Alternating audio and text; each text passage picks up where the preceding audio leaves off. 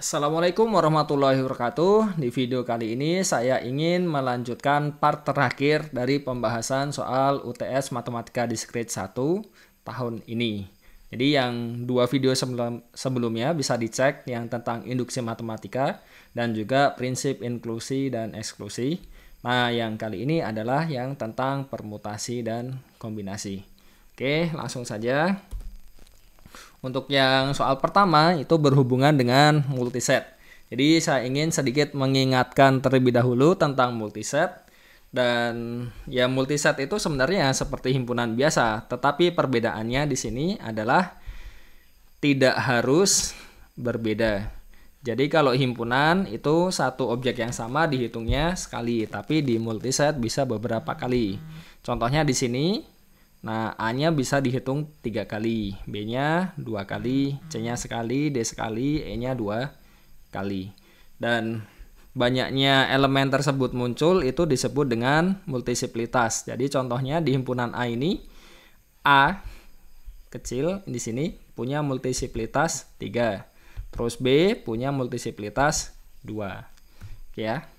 Sama seperti di himpunan, di multiset pun juga ada operasi gabungan.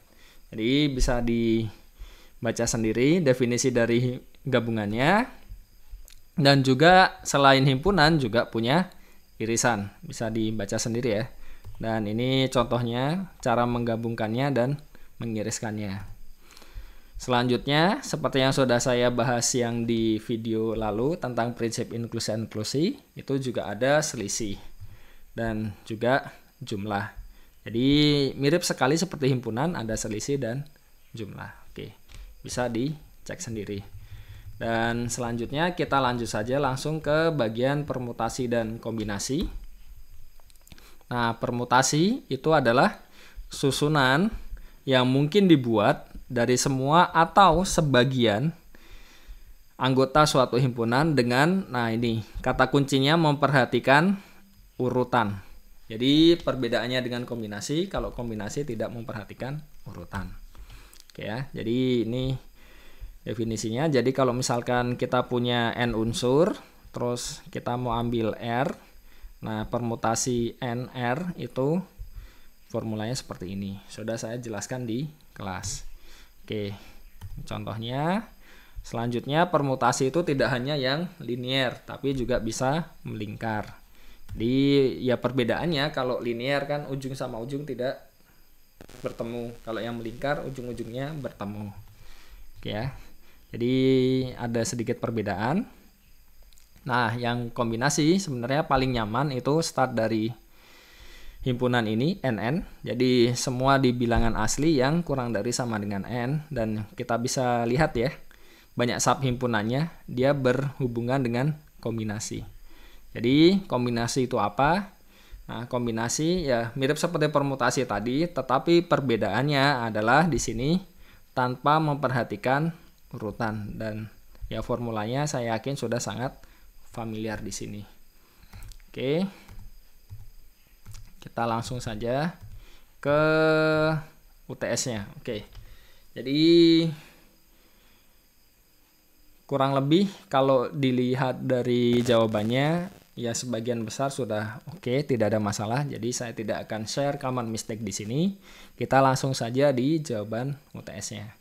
Jadi yang pertama adalah pertanyaannya tentukan banyaknya permutasi 14 dari multiset S. S-nya ini ya.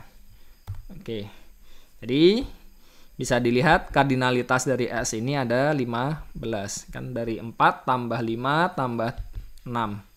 Ya kan? 4 tambah 5 tambah 6 kan 9 tambah 6 itu 15. Nah, kita akan mencari permutasi 14. Jadi kita ambil subnya yang isinya 14 dan urutan di situ diperhatikan. Jadi kita bagi 3 kasus. Yang pertama kalau misalkan di sini X-nya kan ada 4. Nah, kalau misalkan kita ambil X-nya hanya 3. Jadi bisa dilihat ya di sini ya, dari 4 jadi X-nya 3. Yang lain sama. Jadi Y-nya juga 5, Z-nya 6. Jadi banyaknya permutasi ada berapa? Ada sekian. Oke ya. Dan selanjutnya kita bisa cek lagi ketika Y-nya kan di sini ada 5. Nah, kita ambil hanya 4. Jadi kan banyaknya di sini kan jadi 14 seperti yang kita inginkan, permutasi 14. Nah, banyaknya ada sekian kan, mengikuti formulanya. Dan terakhir di sini ada 6, dikeluarkan 1, jadi tinggal 5 dan menyesuaikan lagi. Jadi total ada berapa? Karena masing-masing di sini saling asing, ya kan, menurut kaidah penjumlahan berarti tinggal dijumlah saja. Jadi total ada sekian ini. Oke ya. Jadi itu untuk nomor yang pertama yang tentang permutasi dan kombinasi, sangat sederhana. Nah, yang kedua sedikit agak challenging, tetapi karena sudah pernah dibahas seharusnya tidak ada kesulitan, dan saya lihat juga sepertinya memang tidak ada kesulitan untuk yang ini. Tuliskan argumentasi kombinatorial untuk memperlihatkan kesamaan ini ya, persamaannya. Jadi kita punya sigma sesuatu di sebelah kiri dan sebelah kanan, ini formulanya sederhana. Oke ya. Berlaku untuk setiap bilangan bulat n lebih dari sama dengan 2. Oke. Nah, bagaimana caranya? Kalau kita lihat di sini ya, di sini kan ada n plus 2. N plus 2 itu kan bisa dilihat n plus 2 cus 1.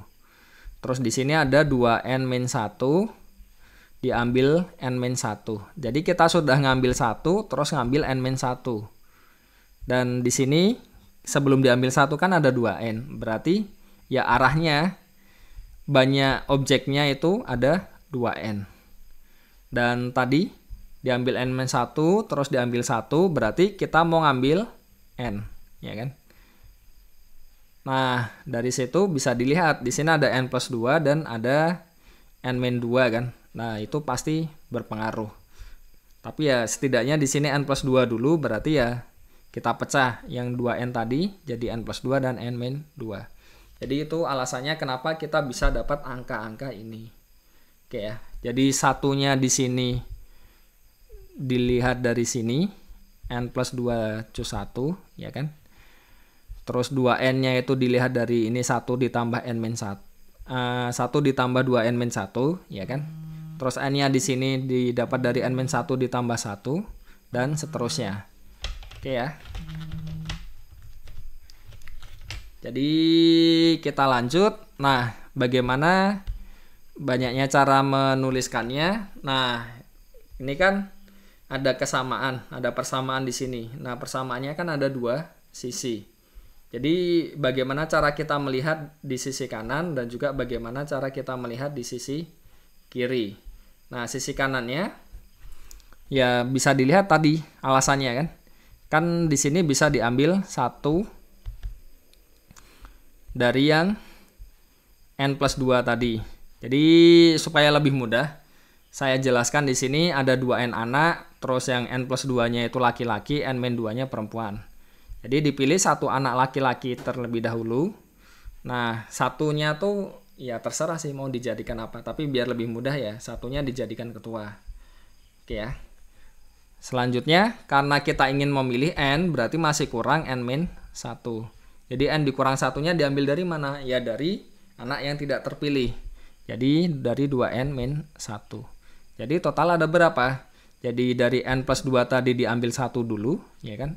Ya sama saja n plus 2. Dikalikan dengan dari 2n-1 diambil n-1. Jadi kita peroleh yang sisi kanan. Nah, sisi kiri kita bisa lihat, kita pilih dulu K, anak laki-laki, ya kan? Nah, anak laki-lakinya kan ada n plus 2, ya nggak? Di sini diambil K, berarti kan n plus 2 cus K. Nah, dari K tadi diambil atau dipilih 1 sebagai ketua, berarti kan ada K cus 1 di sini. Nah, sisanya karena kita masih ingin membentuk n, berarti masih kurang n-K, berarti diperoleh ini. Dan value dari K di sini kan bergerak kan dari 1 sampai n. Kenapa? Karena kita ingin memilih n, jadi paling besar n, minimal ya 1. Berarti diperoleh yang kiri. Jadi kita peroleh persamaan di sini. Oke, sekian saja video kali ini. Singkat saja, tidak perlu terlalu panjang. Semoga cukup jelas, jadi bisa dicek ya dari yang video pertama tentang induksi matematika, itu juga ada pembahasannya. Terus yang kedua, prinsip inklusi dan eksklusi, ada pembahasannya. Dan jangan lupa dicek common mistake-nya. Oke ya. Jadi yang pertama itu, saya lihat ya pertama, jadi kalau mau dirangkum common mistake-nya, jadi yang pertama itu jangan pakai apa yang ingin ditunjukkan. Terus yang kedua, ketika ingin menunjukkan sesuatu dibuat sejelas mungkin. Caranya bagaimana? Ya dijelaskan definisinya. Jadi sesuai dengan definisinya seperti apa dituliskan. Jadi ya pembuktiannya bisa lebih jelas. Terus yang ketiga, berhati-hati dengan simbol ya. Jadi ya beberapa simbol itu kan sudah kesepakatan, seperti floor seperti apa, ceiling seperti apa, dan sebagainya. Nilai mutlak gitu kan. Itu sudah kesepakatan. Dan yang keempat, itu berhati-hati dalam perhitungan, jangan sampai ada yang lupa dihitung atau dihitung ke double. Oke, jadi itu 4 yang harus diwaspadai. Dan kalau untuk urusan menulis memang ya harus banyak latihan. Oke, sekian saja video kali ini, semoga bermanfaat. Selamat mempersiapkan yang setelah UTS nanti karena sangat singkat ya kalau lihat dari edarannya. Wassalamualaikum warahmatullahi wabarakatuh.